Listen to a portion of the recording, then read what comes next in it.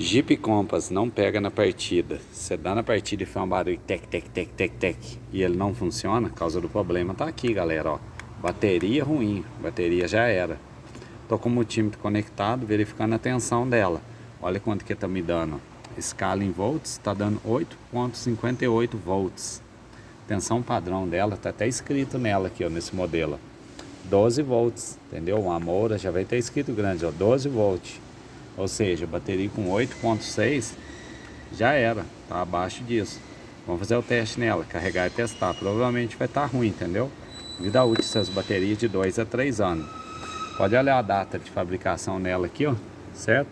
Olha lá, a fabricação dessa aqui, ó, 26/4/2022, ó, certo? Nós estamos em 2025. Já deu 3 anos aí já de estrada, meu amigo. 3 anos dando partida. Provavelmente que no teste essa bateria vai dar reprovada. Pode trocar ela aí, R$1.500, R$1.600, uma bateria boa, certo? Com essa especificação aqui, ó, própria para Start Stop. Tecnologia EFB, própria para Start Stop, beleza?